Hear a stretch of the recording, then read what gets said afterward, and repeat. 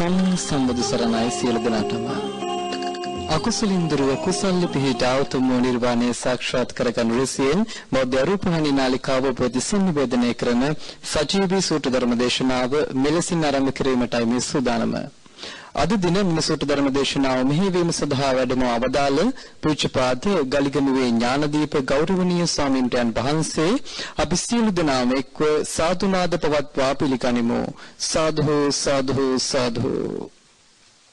සූත්‍ර ධර්ම දේශනාවේ අද දින දායකත්වයෙන් ගැන කටයුතු කරන්නේ වෙල්ලම්පිටියේ පදිංචි කොළුන්නාව බාලිකා විද්‍යාලයේ ප්‍රීතිකා කුලතුංග ගුරු මහත්මිය චම්පික ඉදුනිල් බෙත්තසිංහ මහතා පවන ශ්‍රී පූර්ණිමහා නදුන් ශ්‍රී දේශාන් පුතණුවන් ඇතුළු සදැහැති සුපින්වත් පිරිස විසින් එසේනම් සූත්‍ර ධර්ම දේශනාව ආරම්භ කිරීමට ප්‍රථමයෙන් ලෞතර මාමෑණී බුදුචානන් වහන්සේට මල්බට්ටිය පූජා කිරීමටත් දේශකයන්න් වහන්සේට දහත්පත්ටිය පිළිගැන්වීමටත් දායක සුපින්වත් පිරිසට ආරාධනා කර සිටින අතර ඒ අතරතුර කලාකරුවන් විසින් හේවිසි වාදනය සිදු කරනවා ඇති.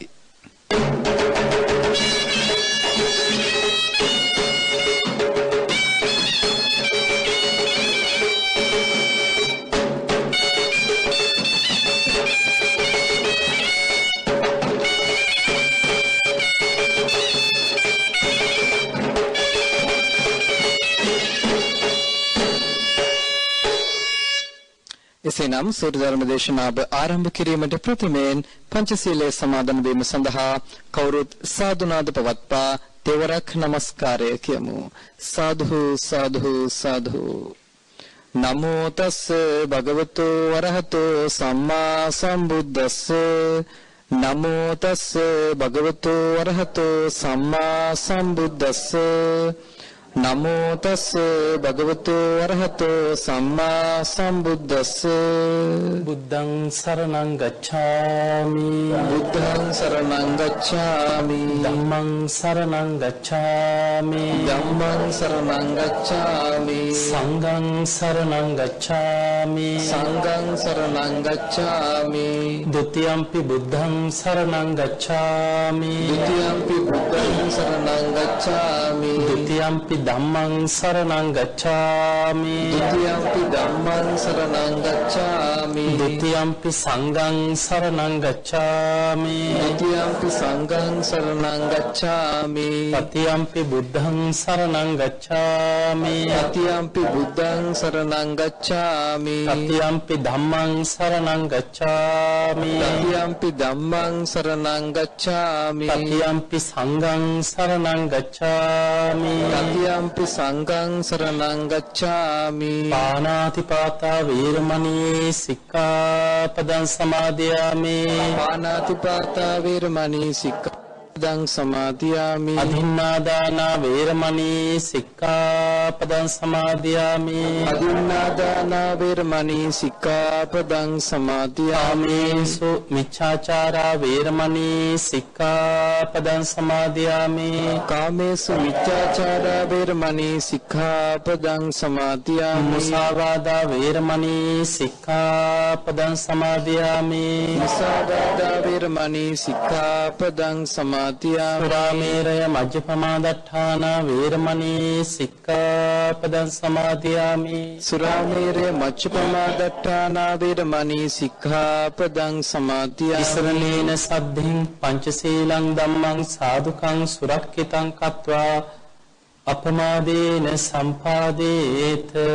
ආරන්තේ සතු සතු සතු. සමන්ත චක්කවාලේසු අත්‍රා ගච්ඡන්තු දේවතා සද්ධම්මං මුනි රාජස් සුනන්තු සග්ග මොක්ඛදං ධම්ම ශ්‍රවණ කාලෝ අයං බදන්තා. ධම්ම ශ්‍රවණ කාලෝ අයං බදන්තා. ධම්ම ශ්‍රවණ කාලෝ අයං බදන්තා. සතු සතු. නමෝ තස් භගවතු අරහතෝ සම්මා සම්බුද්දස්ස. නමෝ තස් භගවතු අරහතෝ සම්මා සම්බුද්දස්ස. නමෝ තස් භගවතු අරහතෝ සම්මා සම්බුද්දස්ස.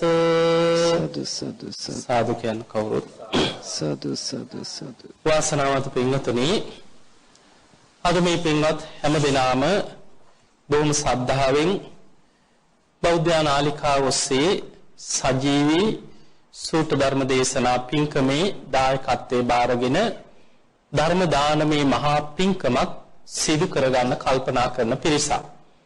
වැල්ලම්පිටියේ පදිංචි කොළොන්නාව බාලිකා විද්‍යාලයේ ප්‍රීතිකා කුලතුංග ගුරුමෑණියන්, ඒ වගේම චම්පිකා ඉදුනිල් වෙත්තසිංහ සහ පවන් ශ්‍රී පූර්ණිමා සහ නදුන් ශ්‍රී දේශාන් පුතණුවන් ඇතුළු පවුලේ හැම දෙනාම ඥාති හිත මිත්‍ර ආදී මේ සියලු දෙනා එකතු කරගෙන ධර්ම දානමේ මහා පින්කමක් සිදු කරනවා.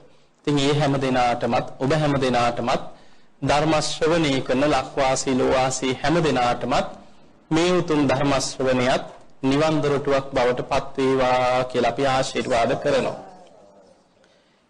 පින්වතුනි, බුදුරජාණන් වහන්සේ අපිට පුණහන්සේ දවසක් දේශනා කරන මහණෙනි, මේ බණපද ඇහෙනකොට බුදු කෙනෙක්ගේ ධර්මයක් කෙනෙකුට අහන්න ලැබෙනකොට බුදුරජාණන් වහන්සේගේ ශ්‍රාවකයන් තුල රජකම අපේක්ෂාවෙන් ඉන්න රාජකුමාරයෙකුට ඇතිවන පැතුම වගේ ධර්මාවබෝධය ගැන හැඟීමක් ඇති වෙනවා කියලා. ඒකට ලස්සන උපමාවක් කියනවා මේ වගේ. ඒ තමයි දැන් ඉස්සර ඉන්දියාවේ වෙන වෙනම ප්‍රදේශ තමයි රාජ්‍ය පාලනයේ හැටියට තිබුණේ. 16 මහා ජනපද තිබුණා කියනවා. අංග, මගධ, කසී, කෝසල, වජ්ජි, මල්ල ඔය වගේ උදාහරණ ඇති 16 මහා ජනපද හැටියට රජවරු වෙන වෙනම පාලනය කරේ. එතකොට ඒ රාජ්‍යවල පාලන කටයුතු කරගෙන යනකොට බුදුරජාණන් වහන්සේ උපමාවකට කියන මහණෙනි, එක රාජ්‍යයක රාජකුමාරයෙක් ඉන්නවා. මේ රාජකුමාරයව අභිෂේක කරනවා. ඒ කියන්නේ ඔටුනු පලන්දන උත්සවයක් කෙරෙනවා, මංගල්‍යයක් කෙරෙනවා. පිය රජුරෝ විසින් තමන්ගේ පුතණුවන්ට රජකම පවරනවා. ඒකට කියනවා අභිෂේක මංගල්‍ය කියලා. එතකොට මේ රජකම ඔටුනු පලන්දන අභිෂේක මංගල්‍ය කෙරෙනකොට තවත් යාබද රාජ්‍යයක ඉන්න රාජකුමාරයෙක් ඉන්නවා. ඒ රජ වෙන්න සියලු සුදුසුකම් තියෙන කෙනෙක්. හැමෝටම රජ වෙන්න බෑනේ. රජපෞලක උපදින්න ඕනේ, රජුරුවන්ගේ පුතෙක් වෙන්න ඕනේ, රාජකීය ශිල්ප ශාස්ත්‍ර ගැන දැනුමක් තියෙන්න ඕනේ, උගත්කම තියෙන්න ඕනේ. මේ සියලු සුදුසුකම් තියෙන රාජකුමාරයෙක් ඉන්නවා. මේ රාජකුමාරයාට ආරංචි වෙනවා අන්න අසවල් රාජ්‍යයේ රාජකුමාරයව අභිෂේක කරන ඔටුනු පලන්දනවා කියලා ආරංචියක් වැටෙනවා. එතකොට රජකම අපේක්ෂාවෙන් ඉන්න යාබද රාජකුමාරයාට මොකද හිතෙන්නේ? මොන වගේ ආසාවක්ද ඇති වෙන්නේ?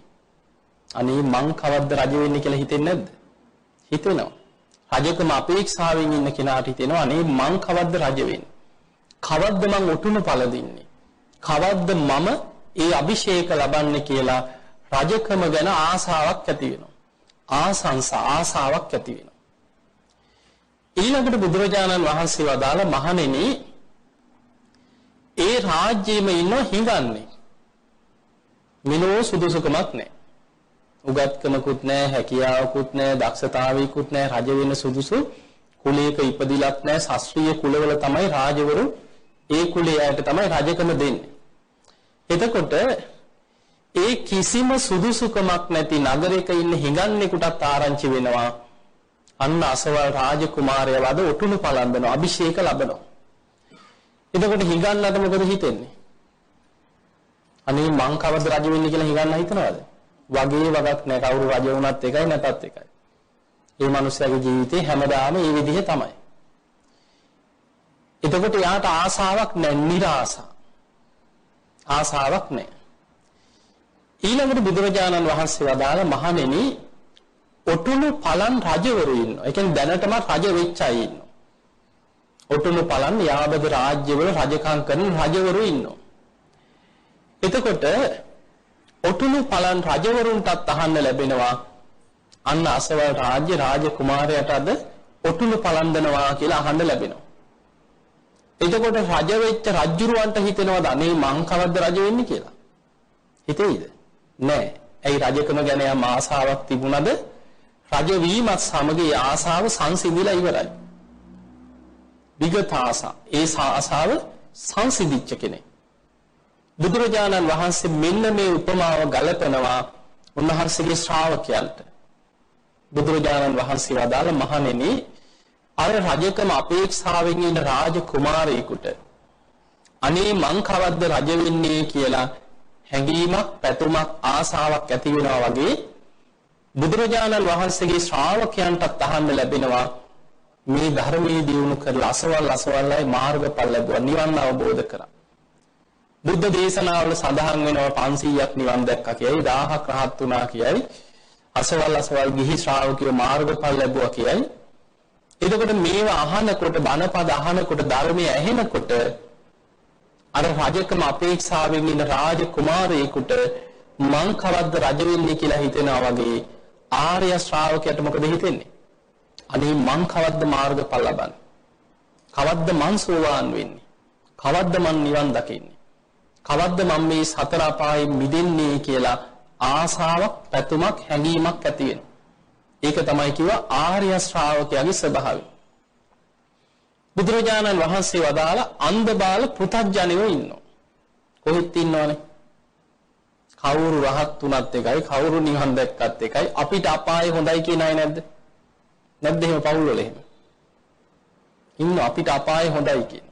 උඹලා නිවන් දැකපළ අපි අපාය යන්නම් කියන. එහෙමයි ඉන්නවා කොහෙත් ඉන්නවා. ඒ වගේ අය බුදුරජාණන් වහන්සේ වදාළ අර නගරේ ඉන්න හිඟන්නා වගේ කියනවා. හිඟන්නට කවුරු රජ වුණත් අනේ මං කවද්ද රජ වෙන්නේ කියලා හිතෙනවද නැහැ. ඒ වගේ තමයි කවුරු මාර්ගඵල ලැබුවත්, කවුරු රහත් වුණත්, කවුරු දිව්‍ය ලෝකෙ ගියත් එයාට වගේ වගක් නෑ. ඕන එකක් වෙච්ච දෙයින් කියලා එහි අකුසල් කර කර ජීවත් වෙනවා.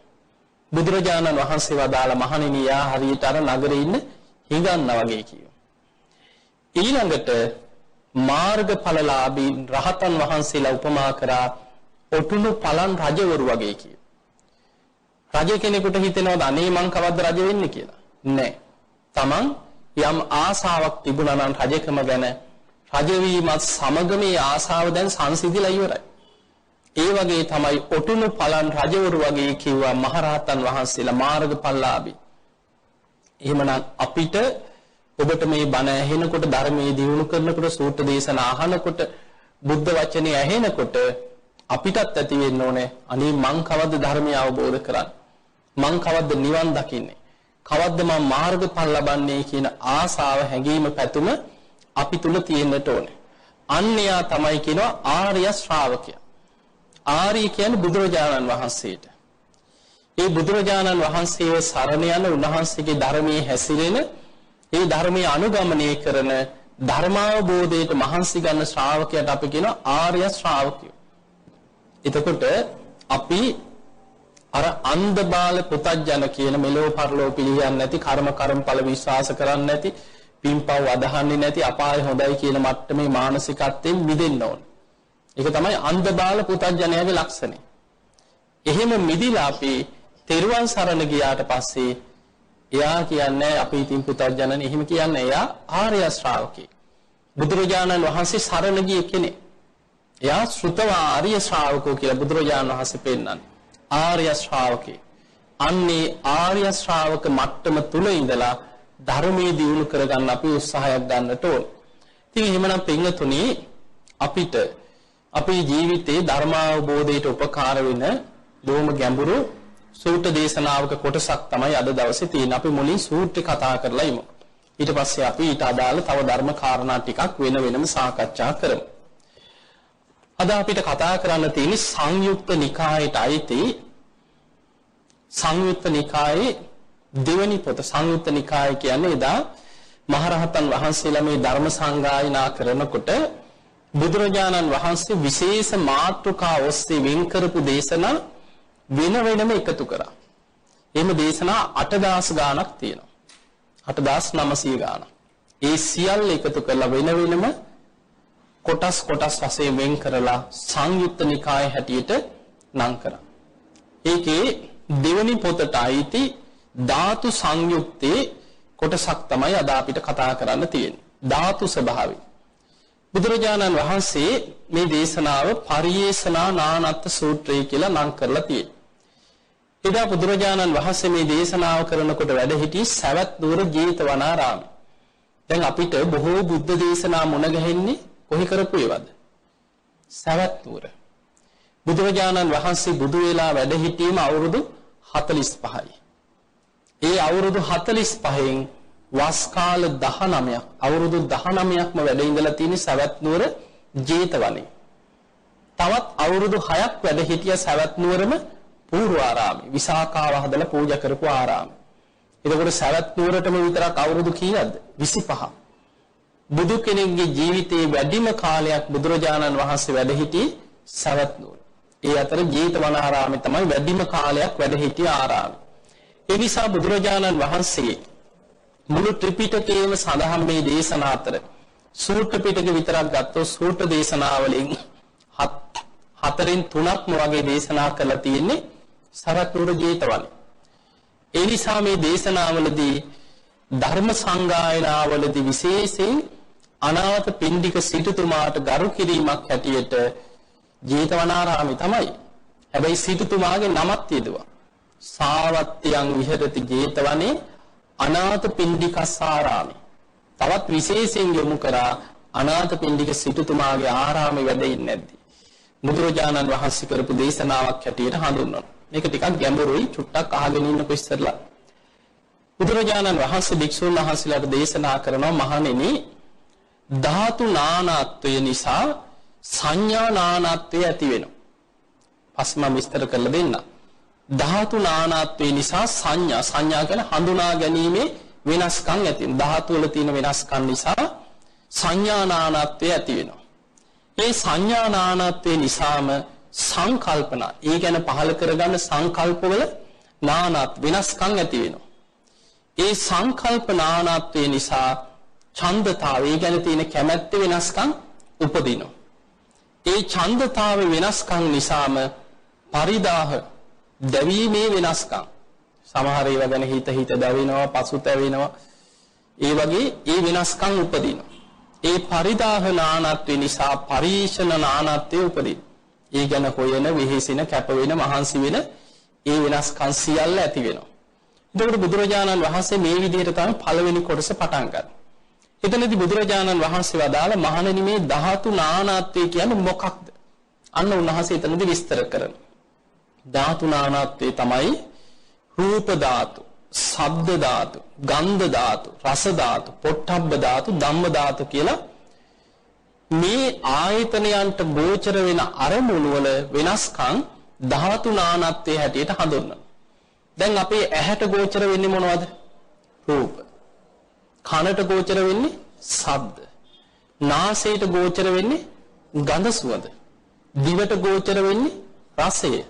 කයට ගෝචර වෙන්නේ පහස. මනසට අරමුණු. එතකොට නානත්වයක් නැද්ද? ඇහෙන් රූප විතරයි. ඇහැට රස දැනෙනවද? කෑම පිඟාන පේනවා. එතකොට ඇහෙන් පේන්නේ පිඟාන. තියෙන කෑම ටික පේනවා. හැබැයි ඇහැට රහ දැනෙනවද? හැබැයි දිවට කියලා නම් උනනවා. එතකොට ඒ දිවෙන් දිවට තිබ්බට පස්සේ තමයි දිවට රසය දැනෙන්නේ. ඊළඟට ඇහෙන් රූප විතර. ඇහැට ශබ්ද ඇහෙනවද? ඒත් නැහැ. ගඳ සුවඳ දැනෙනවද? ඒත් නැහැ. එතකොට නානත්වයක් තියෙනවා. ඇහැට ගෝචර වෙන්නේ රූප. කනට ගෝචර වෙන්නේ ශබ්ද. නාසයට ගෝචර වෙන්නේ ගඳ සුවඳ.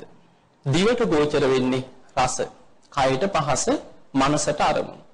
දැන් මනසට අරමුණු හැටියට අපි ගන්නෙ මේ පංචේන්ද්‍රයන්ගෙන්ම ගන්න අරමුණු තමයි කියලා මනස අනුභව කරන්නේ. දැන් අපේ ඇහැ බාහිරට විවෘත වෙලා නැති ඇහැට පේන්නේ මේ පරිසරයේ තියෙන වටපිට තියෙන රූප. කනට ඇහෙන්නේ මේ තියෙන ශබ්ද, වාහන ශබ්ද, කතා කරන හඬවල්, පාරේ යන මිනිස්සු ශබ්ද, සත්තු කෑ ගහනවා. මේ බාහිර දේවල් ඇහෙනවා. නාසයට දැනෙන්නේ පරිසරයේ තියෙන ගඳ සුවඳ. දිවට දැනෙන්නේ අපි කටට දාගන්න දෙන්නේ. කයට දැනෙන්නේ හුළඟ හරි, සීතල, උණුසුම, රස්නය. මේ පහස මේ බාහිරට. හැබැයි මනස කියන එක බාහිරට විවෘත වෙච්ච දෙයක්ද? අභ්‍යන්තරීන්ද්‍රියක් හැටියට තියෙන.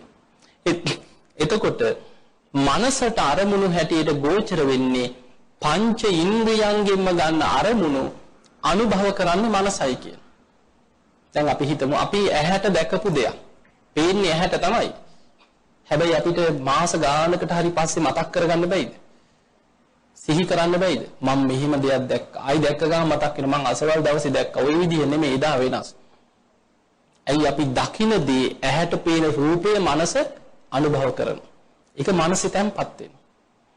කනට ඇහිච්ච දේ අපිට ආයි කාලයකට පස්සේ ඇහිච්ච ගමන් ඔය අසවල් දේ ඔක ඉදත් මං අහගෙන හිටියා. එතකොට අපිට ඒක ඇහෙනකොටම අපි ඒකට හිතෙන් ඒක හිතට අරමුණක් හැටියට මනස අනුභව කරගන්න. පංච ඉන්ද්‍රියයන්ගෙන්ම ගන්න අරමුණු අනුභව කරන්නේ මනස කියන. එතකොට මනස නැමැති මේ අභ්‍යන්තරයේ තියෙන ඉන්ද්‍රියට අරමුණු හැටියට ඉන්නේ මොනවද? ඇහැට පෙනිච්ච දේවල්, කනට ඇහිච්ච දේවල්, නාසයට දැනිච්ච දේවල්, දිවට දැනිච්ච දේවල්, කයට දැනිච්ච දේවල්, ඊළඟට ඒව ගැන හිතලා හිතෙන් ගොඩනගන ප්‍රපංච තියෙනවා. ඒ ඔස්සේ මනසින් අපි හදනවා. මනෝලෝක ගොඩනගනවා, හිතෙන් සිහිනමවනවා. හිතෙන් සැලසුම් හදනවා. අර දැනෙන ඇහෙන දේවල් ඔස්සේ මනසෙන් ගොඩනගන ප්‍රපංච. ඒව තමයි මනසට අරමුණු හැටියට එන්නේ. එතකොට බුදුරජාණන් වහන්සේ වදාළ මහණෙනි මේ ධාතු වල නානත්වයක් තියෙනවා. ඇහැට පේන අරමුණු, කනට ඇහෙන ඇහැට පේන රූප, ශබ්ද, ගන්ධ, රස, පහස අරමුණු මේවා වෙනස්කම් තියෙනවා. අන්න ඒක තමයි කියන ධාතු නානත්වය. මේ ධාතු නානත්වය නිසාම සංඥා නානත්වයක් උපදිනවා. සංඥාව කියන්නේ හඳුනා ගැනීම. එතකොට රූපවල වෙනස්කම් නිසා රූප වෙන වෙනම හඳුනා ගැනීම වෙනස්කම් ඇති වෙනවා. කනට ඇහෙන ශබ්දවල ඇති වෙන වෙනස්කම් නිසා ශබ්දයෙන් ශබ්දයට හඳුනා ගැනීම වෙනස්කම් ඇති වෙන අපිට දැන් මේක ටිකක් ජීවිතයත් එක්ක බැඳිච්ච දෙයක් ගැඹුරුයි. අපිට හඳුන ගන්නකම දැන් හැම ශබ්දයක්ම එකම විදිහට හඳුනගන්නේ නෑනේ. අපිට ශබ්දේ තමයි හැබැයි හඳුනා ගැනීම වෙනස්කම්. සතෙක් කෑ ගැහුවද, වාහනයක හෝන් එකක්ද, බෙරහඬද, මොන පදයේද, බෙරේ වෙනස්ද, ඔය කොහොම අපි හඳුනගන්නේ? දැන් අර එදා වගේ නෙමෙයි දැන් කටහඬ වෙනස් වෙලා ඔය ඔක්කොම අපි හඳුනගන්නේ කොහොමද? අන්න ශබ්ද නානත්වය නිසා සංඥා නානත්වයක් ඇති වෙනවා. හඳුනා ගැනීමේ වෙනස්කම ඇති වෙනවා. එතකොට ඒ හඳුනා ගැනීමේ වෙනස්කම් නිසාම සංකල්ප ඒ තුල ගොඩනගන සංකල්පවල වෙනස්කම් ඇති වෙනවා. සමහර වෙලාවට හිතෙන්න පුළුවන් ඒක ඉස්සර විදි වගේ නෙමෙයි දැන් මට වැඩක් නෑ. එහෙම හිතෙන්න පුළුවන්. දැන් අපි හිතනවා සමහර වෙලාවට ආස කරන හඬක් කියලා හිත සින්දුවක් කියලා. කාලයක් යනකොට ඒක Tamanට හිතේ ඒ ඉස්සර ආසයි දැන් මට ඒක වැඩක් නෑ. දැන් මම ඒකට කැමති නෑ. ඇයි අර ශබ්දයේ ඇති වෙන වෙනස්කම් එක්ක හඳුනා ගැනීමේ වෙනස්කම් ඇති වෙනකොට ඒ තුල Taman සංඥා නානත්වය නිසා ඇති වෙන සංකල්පවල වෙනස්කම් ඇති කරගන්න. ඊළඟට ඒ සංකල්පවල වෙනස්කම් නිසාම ඡන්දතාවේ කැමැත්ත වෙනස් වෙනවා. සමහර වෙලාවට කැමති වෙච්ච එක පස්සේ අකමැති වෙනවා. අපි දෙයක් බලලා එනවා ඇඳුමක් හරි බලලා එනවා. ඒක හොඳයි කියලා ඉතින් ආයි පහවදාට ඉතින් අනේ ඕනේ නැහැ කියලා. ඇයි? ඒ ඡන්දේ ඇති වෙන වෙනස් ඇහැට පේන රූපාණු, කනට ඇහෙන ශබ්දාණු, නාසයට දැනෙන ගඳ සුවඳාණු, දිවට දැනෙන රසය අනුව අපි ඒව ඡන්දතාවේ කැමැත්ත වෙනස්කම් ඇති කරනවා. අපිට මේ කැමැත්ත වෙනස්කම් ඇති වෙන්නේම අර හඳුනා ගැනීම ඇති වෙන වෙනස්කම්. ඒවා අපි හඳුනාගත්ත වෙනස් විදිහට ඊළඟට ඒ ගැන මවපු සංකල්පවල වෙනස්කම් ඒ නිසාම ඡන්ද කැමැත්ත වෙනස් වෙනවා. ඒ කැමැත්ත වෙනස් වෙනකොට ඒ තුල අපිට ඇති වෙන දැවීමේ වෙනස්කම් ඇති වෙනවා.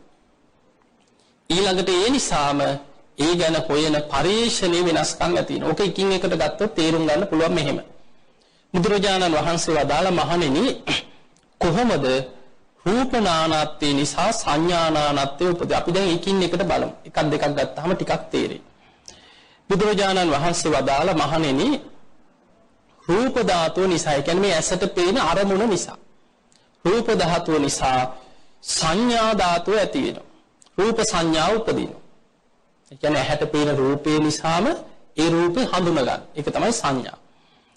ඒ හඳුනා ගැනීම නිසාම රූප සංකල්ප උපදිනවා. ඒ රූපේ ගැන සංකල්පයක් ඇති වෙනවා.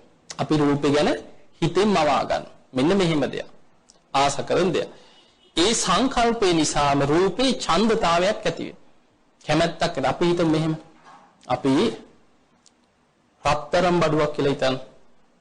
ලස්සන හොඳට කැටයම් කරපු රත්තරන් බඩුවක් තියෙනවා. එතකොට අපි මේක දකිනවා. දැක්ක ගමන් ඇහැට ඔන්න ඇහැයි රූපයයි විඥානය නිසා තමයි ඇහෙන් අර රූපේ දකින්නේ. එතකොට මේක දැක්ක ගමන් අපිට ඇති වෙන රූප සංඥාවක් ඇති වෙන රූපේ ගැන සංඥාව. ඒක හඳුනාගත්තා. හඳුනාගත්තට පස්සේ අපි ඒ ගැන සංකල්පයක් ගොඩන මේක ලස්සනයි. එදා දැක්කේවට වැඩිය ගොඩක් ලස්සනයි. මේක බොහොම හොඳයි. අන්න ඒ තුල ඊළඟට මොකද වෙන්නේ? ඡන්දතාවේ කැමැත්තක් උපදිනවා. අනේ මට මේක ගන්න තියෙනවා නම්. අන්න ආසාවක් උපදිනවා කැමැත්ත. ඒ කැමැත්ත නිසාම ඊළඟට ඒ ගැන දැන් වටිනාකම් හිතන මේක කොච්චර වටිනවද? මේක හොඳයි. මේ වගේ එකක් නම් ආයි මට ගන්න හම්බෙන්නේ නැහැ. එහෙම හිත දැන් මේ කැමැත්තත් එක්ක දැවීම් ඇති කරගන්න. දැන් අපි හිතමු මේක ගන්න යනකොට කවුරු හරි එක අරන් ගිහිල්ලා කියලා. සේරි වාණිජ කතාවේ වුණෙත් ඕකනේ. ඊට පස්සේ දැවීමක් ඇති වෙනවා. දැන් තරහක් යනවා බඩපපුව දානවා අයියෝ මං ගන්න ගියා මං යනකොට නැති වෙනවා. දැන් අර ගැන හිතලා පහල කරගත්ත චේතනාව නිසාම ඒක Taman ගන්න යනකොට Tamanට අහිමි වුණොත් Tamanට වේදනාවක් උපදිනවා. දැන් දැවීම ඇති වෙනවා. ඒ දැවීම තුල මොකද වෙන්නේ? පරියේෂණ හොයන්න ගන්නවා. කොහෙටද ගෙනිච්චේ? ආයි එකක් නැද්ද? ආයි මේ වගේම මට හදලා දෙන්න පුළුවන්ද? ආයි නම් මට ওই වගේ හොයාගන්න විදිහක් නැති වෙයි. එහෙම හිත දැන් ඒවා හොයනවා. ඒ ගැන පරිශන කරනවා කියන්නේ ඒක හොයන්න විමසන්න ඒකම දැන් හිතෙන් හිත හොයා මනසෙන් දුක් විඳිනවා. දැන් බලන්න අර පෙනිච්ච රූපයක් නිසා කොමකද උනේ? අපි රූපයක් දැක්කා. රූපේ හඳුනාගත්ත දේ ගැන සංකල්ප ගොඩ නැගුවා. ඒකේ වටිනාකමක් හිතෙන් මවාගෙන අපි ඒකට ඡන්ද රාගයෙන් ඇලුනා. ඒක තමන් අයිති කරගන්න යනවා. ඒක තමන්ට අහිමි වීම තුල දුක හට ගන්නවා. ඒ තුල දැන් ඒක හොය පසුතැවි දුක් විඳිනවා. ඔය විදිහට තමයි ඇහැට පේන රූප නිසා අපි දැවි විඳෝ ඒවා හොය ජීවිතේ කර්ම සකස් කර දුක් විඳ යනවා. කනට ඇහෙන ශබ්දයක් ඔය වගේ. දැන් අපි හිතමු දෙමව්පියෙක් දරුවෙක්ගේ කටහඬකට ඇලුම් කරනවා. පොඩි දරුවෙක් ඉස්සල්ලාම බහ තෝරන කාලේ අමාරුවෙන් හරි වචන කියනවා කියලා හිතමු. එතකොට අර හුරතල් වචන කටහඬ ඒවට ඇලුම් කරනවා. ඒ කියන දේට ආස කරනවා. දැන් අන්න අර ඇහෙන හඬ තියෙනවා. දැන් මොන ශබ්දේ. ඒ ශබ්දයට ආස කරලා ඒ ශබ්දය ගැන මොකද වෙන්නේ? ශබ්දය ගැන හඳුනා ගන්නවා. මේ දරුවගේ කටහඬ මෙහෙම කිව්වා අද මේ වගේ කතා කරා. දැන් අන්න ඒකට හඳුනා ගන්න. හඳුනාගත්ත දේ තුළ සංකල්ප ගොඩනගනවා. දැන් දරුවා ගැන හිතනවා, සිහින මවනවා. අනේ දැන් කතා කරනවා, දැන් මෙහෙම කතා කරනවා, මේ වගේ කතා කරනවා. අන්න සිහින මව ඒකට ගොඩනගනවා. ඊළඟට ඒ තුළ වටිනාකමක් ඇති කරගන්නවා හිතෙන්. දැන් හිතනවා මේ මගේ දරුවා. මේ මගේ අනේ දැන් කතා කරන. එහෙම හිත අපි හිතෙන් ඒ තුළ වටිනාකම් ඇති කරගන්න. අපි හිතමු මොනවා හෝ හේතුවක් නිසා ඒ දරුවා නැති වෙනවා කියලා. අහිමි වෙලා යනවා. එක්කලේ දත් දුකක් හැදුනා මොනවා හරි වෙලා පොඩි කාලේ මැරුණා කියලා. දැන් අපිට අර ඇලුම් කරපු දේවල් ගොඩනගපු දේවල් අහපු ශබ්ද ඔස්සේ ගොඩනගපු මුළු ලෝකෙම අපිට අතහැර ගන්න වෙනවා. අතහැර ගන්න වෙනකොට අපි දැවෙනවා, තැවෙනවා, අඬනවා, වැළපෙනවා, දුක් විඳිනවා, අපුවට ගහ ගන්නවා, විලාප දෙනවා. ඇයි අර අපි කනට ඇහෙන ශබ්දය ඔස්සේ ගොඩනගාගත්ත ලෝකේ අපිට අතහරින්න වෙනකොට අතහැර ගන්න බෑ. බුදුරජාණන් වහන්සේ බොහොම ලස්සනට දේශනා කරන ගයිහ කියලා සූත්‍රයක. බුදුරජාණන් වහන්සේ වදාළ මහණෙනි මේ ලෝකේ දෙවියොත් මිනිස්සුයෝ ඇහැට පේන රූප තමයි කියන ජීවිතේ නවාතැන් පොළ කරගෙන ඉන්නේ. දැන් හිතන්න ඔබ කනට ඇහෙන ශබ්ද ජීවිතේ නවාතැන් පොළ කරගන්නවා කියන. නාසයට දැනෙන ගඳ සුවඳ ජීවිතේ නවාතැන් පොළ කරගන්න. දිවට දැනෙන රස ජීවිතේ නවාතැන් පොළ කරගන්න. කයට දැනෙන පහස ජීවිතේ නවාතැන් පොළ කරගෙන පංචකාමයන් ගැන හිතා මනසෙන් ඒවට ඇලෙනවා කියන. ඒක තමයි කාම ලෝකේ ස්වභාවය. අපි මේ ඉන්නේ කොහෙද? කාම ලෝකේ. කාම ලෝකේ ඉන්න දෙවිවරු පංචකාමයන් ගැනම හිත සැප විඳ ඒවට ඇලි ඇලි ඉන්නවා. මනුස්ස ලෝකේ ඉන්න අය අපි දුකක් විඳිනවා සැප ගැන හිත දුක් විඳ පංචකාමයන්ට ඇලිලා ඉන්නවා. ආස කර. දැන් අපේ ජීවිතේ නවාතැන මොනවද? අපේ ගෙවල් දොරවල්, අපේ කියන වාහන, ඉඩකඩම්, ඔබේ දරුවෝ, නෑදෑයෝ, ඥාති, ඒ අයගේ රූපය, ඒ අයගේ කටහඬවල්, ඒ අයගේ ස්වරූපේ, ඒ අයත් එක්ක ජීවත් වෙන පරිසරය, ඒවට ඇලුම් කරනවා, ඒවට ආස කරනවා. හැමදාම මේ අය මේ විදිහටම තියෙන්න ඕන කියලා අපි හිතෙන් සංකල්ප ගොඩනගනවා. ඒ සංකල්ප තුල සිහිනම අවාගෙන ජීවත් වෙනවා. ඒ තුල වටිනාකම් දෙනවා. මගේ දරුවෝ මේ වගේ නෙමෙයි, මගේ දරුවෝ හොඳයි, මගේ අය මෙහෙමයි, මම මේවා දුක් විඳලා හම්බ කරේ, මේවා ඔක්කොම මගේ දේවල්, මේ මං ගොඩනගපු දේවල්. අපි ඒවට වටිනාකම් දෙනවා. එහෙම දිදී අපි මනසෙන් ඒවට ඇලිලා ජීවත් වෙනවා. හැබැයි බුදුරජාණන් වහන්සේ වදාළ මහණෙනි, දෙවියොත් මිනිස්යොත් මේ ඇහැට පේන රූප ජීවිතේ නවාතැන් පොළ කරගත්තට, කනට ඇහෙන ශබ්ද ජීවිතේ නවාතැන් පොළ කරගත්තට, නාසයට දැනෙන ගඳ සුවඳ, දිවට දැනෙන රස, කයට දැනෙන පහස, මනසින් මේවා ගැන හිත මේ අරමුණු ජීවිතේ නවාතැන් පොළ කරගත්තට, ඇත්තම යථාර්ථය තමයි රූප කියන්නේ අනිත්‍ය දෙයක්, වෙනස් වෙලා යනවා. ශබ්දය කියන්නේ අනිත්‍යයි, වෙනස් වෙනවා. ගඳ සුවඳ කියන්නේ අනිත්‍ය දෙයක්, ඒක වෙනස් වෙනවා. රසය කියන්නේ අනිත්‍යයි, වෙනස් වෙලා යනවා. පහස වෙනස් වෙනවා, අනිත්‍යයි. අරමුණුත් අනිත්‍යයි, වෙනස් වෙනවා. අනිත්‍ය වෙනකොට අර ජීවිතේ නවාතැන් පොළ කරගෙන ඉන්න කෙනාට අනිත්‍ය දේ අනිත්‍ය වෙලා යනකොට ඒ ගැන තියෙන ඇල්ම අතහරින්න වෙනවා. ඇල්ම අතහැර ගන්න බැරි වීම නිසා අඬනවා, වැළපෙනවා, දුක් වෙනවා, ශෝක කරනවා.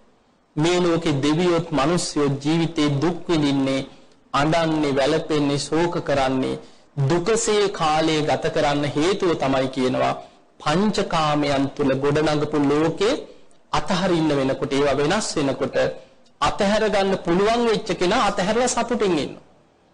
අතහරින්න බැරි කෙනා ඒවා වෙනස් වෙනකොට අඬනවා, වැළපෙනවා, දුක් වෙනවා. අයියෝ ඉස්සර මේ වගේ නෙමෙයි. දැන් මට ඒ සියල්ල නැති වුණා. ඉස්සර අපි මේ විදිහට හිටියා. ඒවා හිතා අඬනවා, වැළපෙනවා, දැවෙනවා. ඒවා හිතා දුක් විඳ ඒවා හොයනවා. එතකොට අපේ ජීවිතයේ දිහා සියුම්ව හොඳට අපි විමසලා බැලුවොත් අපි දුක් විඳින්නේ මොලේ හේතුව නිසාමයි. දැන් බලන්න දවසක් ඔබ අහලා ඇති මේ බුද්ධ ශාසනයේ අග්‍රදායිකාවක් හිටියන් විසාකාව. විසාකාව අවුරුදු 7 සෝවාන් වෙච්ච කෙනෙක් කිය. විවාහ වුණා. දරුවෝ 20 දෙනෙක්ගේ අම්මා කෙනෙක්.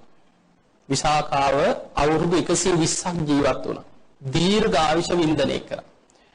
වයසට ගියත් තරුණ පෙරුම ඒ විදිහටම පැවතුණා කිය. ඒකට හේතුව විසාකාව පෙර සසරේ දාන ආදී පින්කම් කරලා දන් දීමෙන් ලැබෙන ආනිසංස තමයි ආයු, වර්ණ, සැප, බල, ප්‍රඥා. ඒවයි ආනිසංස බලවත් කියනවා විසාකාවට. එතකොට දවසක් විසාකාවට ওই දරුවෝ මුණුබුරෝ බොහෝ පිරිසක් හිටියා. විසාකාව දරු මුණුබුරන්ට බොහෝම ආදරේ කියන. දවසක් විසාකාව බුදුරජාණන් වහන්සේ මුණ ගැහෙන්න එනවා කොණ්ඩේ තෙමාගෙන. මූණෙත් වතුර දාගෙන. ඉස්සර ඉන්දියාවේ ක්‍රමයක් තමයි මළගියක් වුණාට පස්සේ කවුරු හරි මැරුණාට පස්සේ කාන්තාව කොණ්ඩේ තෙමා ගන්න. හඬනවා, වැළපෙනවා, කොණ්ඩේ තෙමාගෙන තමයි අඬ ඒ කටයුතු කරන්නේ. එතකොට විසාකාව එදා කොණ්ඩේ තෙමාගෙන අඬ ඒ තමන්ගේ මිනිබිරියගේ කටයුතු අවසන් කරලා එන ගමන් ජේතවනාරාමයට ආවා. බුදුරජාණන් වහන්සේ විසාකා මොකද මේ අද බොහොම දුකෙන් වගේ කොණ්ඩෙත් තෙමාගෙන. අනේ ස්වාමීනි භාග්‍යතුන් වහන්සේ අසවල් මිනිබිරිය නැති වුණායි කි. බුදුරජාණන් වහන්සේ බුදු ඇසින් බැලුවා විසාකාව සෝවාන් වෙච්ච කෙනෙක්. හැබැයි දැන් දරු සේනහස නිසා මනස ඒ තුල අර දරුවට තියෙන ඇල්ම නිසාම දැන් නොමුට යාගෙන එනවා. හැබැයි අකුසලයකට වැටෙන්නේ නැහැ. සෝවාන් වෙච්ච කෙනා කොයිම වෙලාවකවත් අපායগামী අකුසලයකට වැටෙන්නේ නැහැ. හැබැයි ප්‍රමාදයන් සිද්ධ වෙනවා. දුක ඇති වෙනවා. දැන් ආනන්ද හාමුදුරුවෝ තැන්නේ බුදුහාමුදුරුවෝ පිරිනමන පහක් වෙලා සෝවාන් වෙච්ච ආනන්ද හාමුදුරුවෝ. එතකොට විසාකාව බුදුරජාණන් වහන්සේ දැක්ක ටිකක් හිත අර කාම සම්පත් නිසා අහිමි වීම තුල දුකටපත් වෙලා තියෙනවා. බුදුරජාණන් වහන්සේ විසාකාව ඔබ මිනිබිරියට බොහොම ආදරේ නේද? අනේ ස්වාමීනි ඉන්නකොට මුළු ගේම පිරීලා කියලා දැන් මිනිබිරිය කියලා අර හොරතල් බස් ටික කියනවා. අපිත් එහෙම කවුරු හරි හම්බුනහමනේ අනේ මෙහෙම කියනවා මෙහෙමයි කතා කරනකොට ගේම පිරීලා දැන් ඔය වගේ විසාකාවත් බුදුරජාණන් වහන්සේට දැන් මිනිබිරියගේ දැන් විස්තර කියනවා. බුදුරජාණන් වහන්සේ හෝ විසාකාව ඔබ කැමතිද මේ මුළු සරත් නුවරම ඉන්න ඒ වයසේ පොඩි දරුවෝ ඔබේම මුණුබිරු මිනිබිරියන් වෙලා ඉන්නවා දකින්න ඔබ කැමතිද ඇහුව. දැන් බොහොම ආදරෙන් මිනිබිරියට. අනේ ස්වාමීනි කොච්චර දෙයක්ද ඇහුව. මේ මුළු සරත් නුවරම ඉන්න පොඩි දරුවෝ ඔක්කොම මගේ මිනිබිරියෝ වෙනවා නම් මුණුබුරෝ වෙනවා නම් මං හරිය ආසයි කියෝ. එතකොට මට මේ හැමෝම පිරිවරාගෙන සතුටින් ඉන්න පුළුවන් කියෝ. අන්න හිත නොමග ගියා. බුදුරජාණන් වහන්සේ අහනවා විසාකාව එතකොට මේ සරත් නුවර දවසකට දරුවෝ කී දෙනෙක් වගේ එහෙම මැරෙනවද?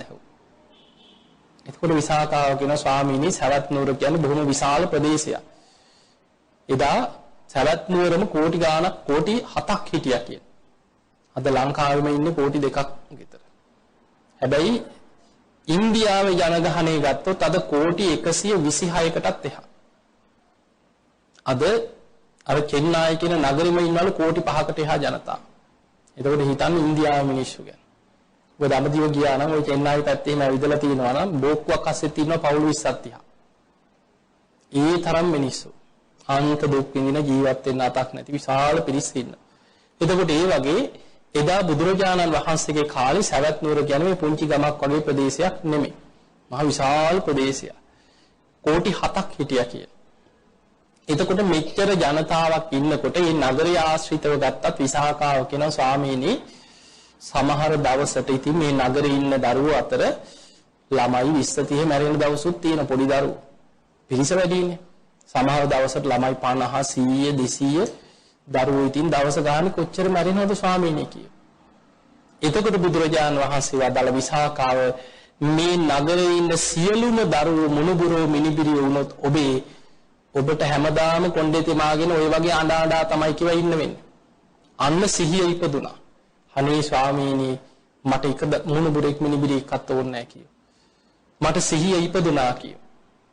ඒ විලේ බුදුරජාණන් වහන්සේ වදාළ විසාකාව කෙනෙකුට ආසාවන් 100ක් තියෙනවා නම් දුක් 100ක් හට ගන්නවා කිය.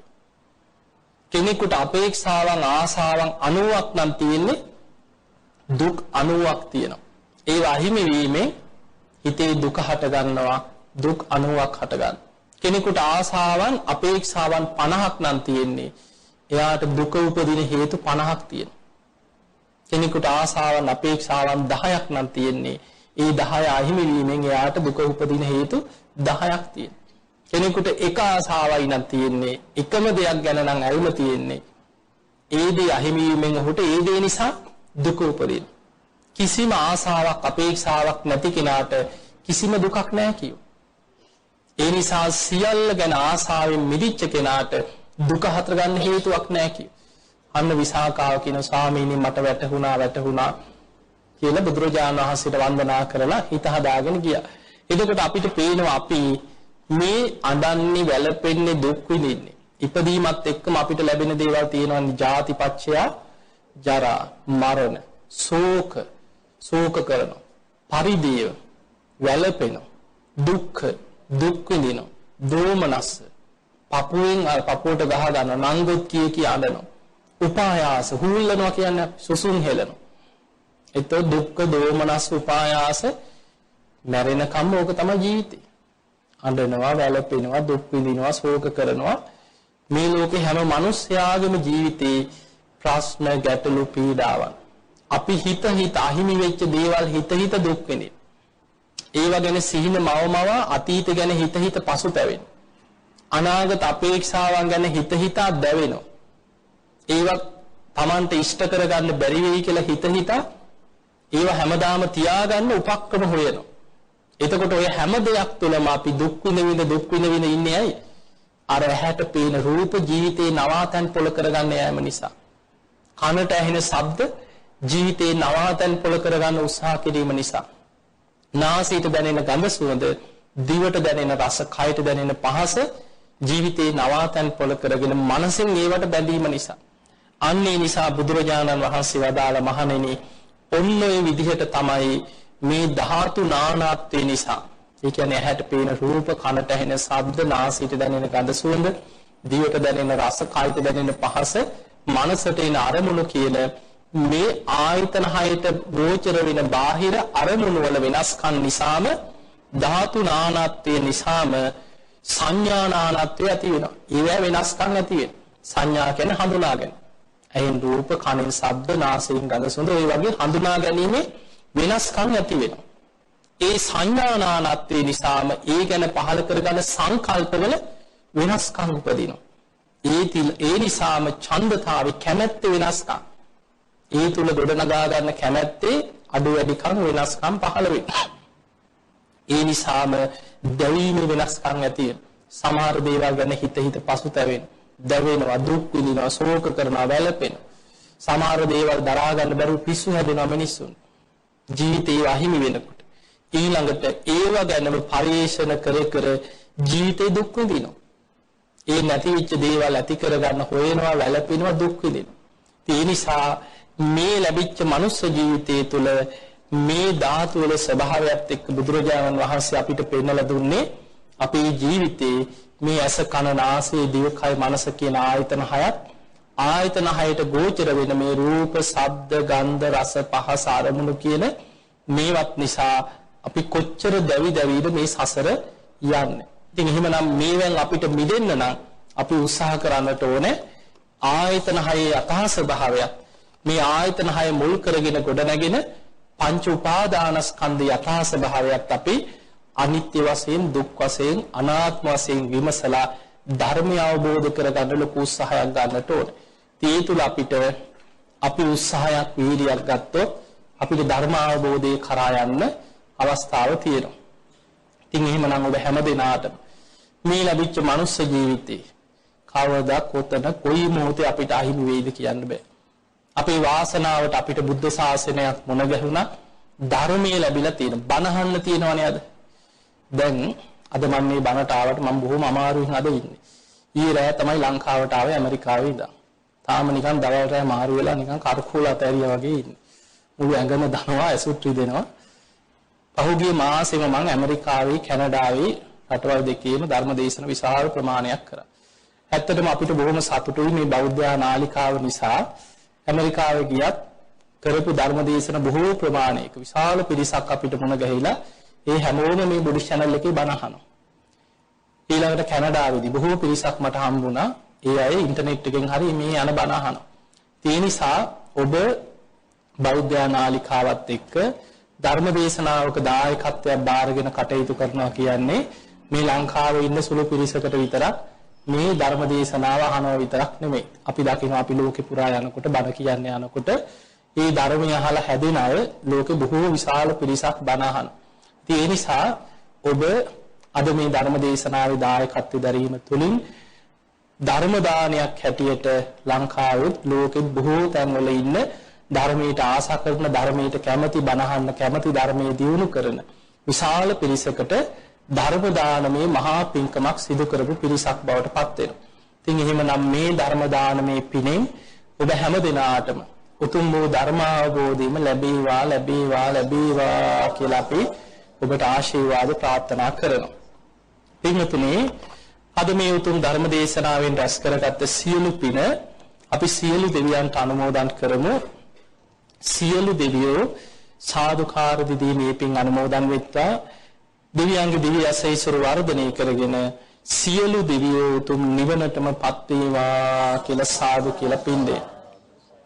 ඒ සියලු දෙවියන්ගේ පිහිට රැකවරණ ආශිර්වාදේ මේ පින්වත් හැම දිනාටම සැලසේවා කියලා අපි ආශිර්වාද කරමු. ඒ වගේම වැල්ලම්පිටියේ පදිංචි කොළොන්නාව බාලිකා විද්‍යාලයේ ප්‍රීතිකා කුලතුංග ගුරු මහත්මිය, ඒ වගේම චම්පික ඉන්දුනිල් වෙත්තසිංහ මහතා, පවන් ශ්‍රී පූර්ණිමා සහ නදුන් ශ්‍රී දේශාන් කියන පුතණුවන් ඇතුළු පවුලේ හැම දෙනාම එකතු වෙලා තමයි මේ ධර්ම දේශනාවේ දායකත්වය බාරගෙන කටයුතු කරන්නේ. මේ අයගේ අරමුණු අතර සඳහන් වෙනවා ප්‍රීතිකා කුලතුංග මහත්මියගේ අගෝස්තු 16 වෙනි දිනට යෙදෙන 50 වන උපන් දිනය නිමිති කරගෙන එතුමියට නිදුක් නිරෝගී සම්පන්නිය තුන්රුවන්ගේ ආශිර්වාදයේ රැකවරණය උතුම් වූ ධර්මාවබෝධයම ලැබේවා දීර්ඝායු සම්පන්නියම ලැබේවා කියලා අපි ආශිර්වාද ප්‍රාර්ථනා කරනවා.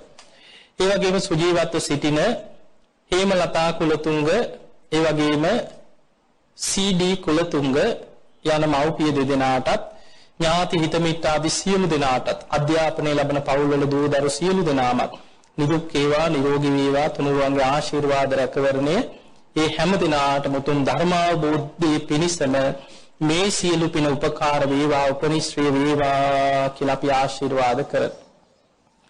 ඊළඟට මේ වසරේ 50 වන ජන්මදිනයේ යෙදෙන චන්ද්‍රිකා කොස්තා ඒ වගේම කුමාරි වෙත්තසිංහ කියන ඥාති සොහොයුරියන් ඇතුළු සමකාලීන සියලු මිතුරු මිතුරියන් හැම දෙනාටම සෙත් ප්‍රාර්ථනා කිරීමේ යායට දීර්ඝායු සම්පන්නිය තුන්රුවන්ගේ ආශිර්වාද රැකවරණේ සැලසේවා කියන ආශිර්වාද ප්‍රාර්ථනාවේ අරමුණු අතර තියෙනවා. ඒ වගේමයි ධර්ම දේශනාවට පැමිණ සිටින හා සවන් දින ලාංකීය විදේශීය සියලු දෙනාටම සහෝදර සහෝදරයන් ඥාතීන් හැම දෙනාටම උතුම් ධර්මාවබෝධයම ලැබේවා කියලා ප්‍රාර්ථනා කරනවා. දේශකයන්න් වහන්සේට ප්‍රතිපූජනීය ධර්මාවම කුසල දමනාහිමි පාණන් වහන්සේට කාර්ය මණ්ඩලයේ හැම දෙනාටමත් උතුම් චතුරාර්ය සත්‍ය ධර්මයේම අවබෝධ කරගන්න මේ පිනම උපකාර වේවා උපනිශ්‍රේ වේවා කියලා නායක හඳුරන් වහන්සේටත් පින් අනුමෝදන් කරනවා. ඒ වගේමයි මේ පින්වතුන් පින් අනුමෝදන් කරන්න බලාපොරොත්තු වෙනවා ජේ.ඩී. දයානන්ද ඒ වගේම ජේ.ඩී. හේමචන්ද්‍ර ඇලන් කොස්තා යන ඥාතීන් හා පාලිකා මල්කාන්ති කුලතුංග උභයසේන දොන් කුලතුංග යන මව්පිය පාර්ශවයට සම්බන්ධ ඥාති පරම්පරාගත සියලු දෙනාට පින් අනුමෝදන් කිරීමත් අමරවෙත්තසිංහ පියාණන්ට සී රොසලින් නෝනා උපාසක මෑණියන් ඇතුළු සියලුම දෙනාගේ මිය පරලෝකීය ඥාතීන්ටත් ප්‍රීතිකා කුලතුංග මහත්මියට අධ්‍යාපන කටයුතු කරන්න උදව් උපකාර කර ගුරු මෑණිවරුන් අතර මිය පරලෝකීය ගුරු මෑණිවරුන්ටත් පියවරුන්ටත් පරම්පරාගත සියලු ඥාතීන්ටත් පින් අනුමෝදන් කරන්න බලාපොරොත්තු වෙනවා. ඉතින් නම් සඳහන් කරපු ඥාතීන් අතර ඒ සියලු දෙනාමත් ඔබ හැම දෙනාම කල්පනා කරගන්න තම තමන් නමින් වර්ග පරම්පරාගත මිය පරලෝකීය පින් අපේක්ෂාවෙන් ඉන්න යම් තාක් ඥාතීන් ඇද්ද? ඒ සියලු ඥාතීන් සාදුකාර දිදීමේ පින් අනුමෝදන් වෙත්වා. ඥාතීන්ගේ පරලෝක ජීවිත සපවත් වේවා සුවපත් වේවා. වහවහ සසර දුකින් අත මිදේවා කියලා සාදු කියලා ඥාතීන්ට පින් දෙන්න. තේමන ඔබ හැම දිනාටම සිතක් සාන්තියක් යහපතක් උතුම් වූ ධර්ම අවබෝධයම ලැබේවා කියලා අපි ආශිර්වාද කරනවා. බොහොම වැඳ ගන්න අභිවාදන සීලිස් නිච්ඡං වද්ධා ප්‍රචායිනෝ චත්තාරෝ ධම්මා වඩ්ඩන්ති ආයුවන්නෝ සුඛං බලං ආයුරාෝග්‍ය සම්පatti සග්ග සම්පatti මේවච අතෝ නිබ්බාන සම්පatti මිනාති සමිච්ඡතු. හැමදෙනාම නිදුක් වේවා නිරෝගී වේවා සුවපත් වේවා සුවපත් වේවා සුවපත් වේවා. සාදු සාදු සාදු. අද දිනේ මෙම සචීවී සූත්‍ර ධර්ම දේශනාවේ දායකත්වයේ දරූ සුපුණක් පිරිසටයි මේ ආරාධනය.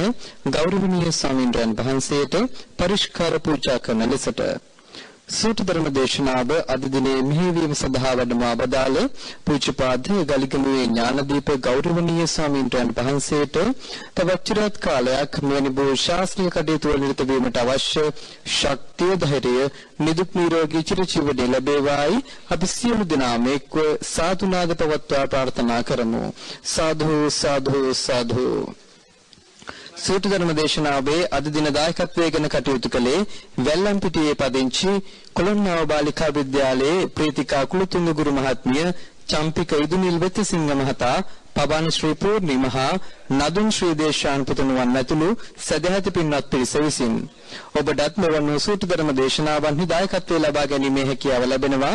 ඒ සඳහා කතා කරන්න කාර්යාලීය වේලාවන්හිදී 0117 215 288 කිම දුරකථන අංකයට 0117 215 288 කිම දුරකථන අංකය ඇමතීමෙන් ඔබට ඒ පිළිබඳව වැඩිදුර විස්තර දැන ගැනීමේ හැකියාව ලැබෙනවා. එවැකෙම බෞද්ධ ගුවන්විදුලියේ බෞද්ධ රූපවාහිනියේ ප්‍රචාරය වන විකාශනය වන සදර්ම දේශනාවන් මෙවන් සූත්‍ර ධර්ම දේශනාවන් ඔබට සජීවී ලෙස ශ්‍රවණය කිරීමේ හා නැරඹීමේ හැකියාව ලැබෙනවා. ඒ සඳහා පිවිසෙන්න www.thebuddhist.tv යන වෙබ් අඩවියට www.thebuddhist.tv යන වෙබ් අඩවියට පිවිසීමෙන් ඔබට මේ වැඩසටහන් සජීවී ලෙස ශ්‍රවණය කිරීමේ හා නැරඹීමේ අවස්ථාව උදා වෙනවා.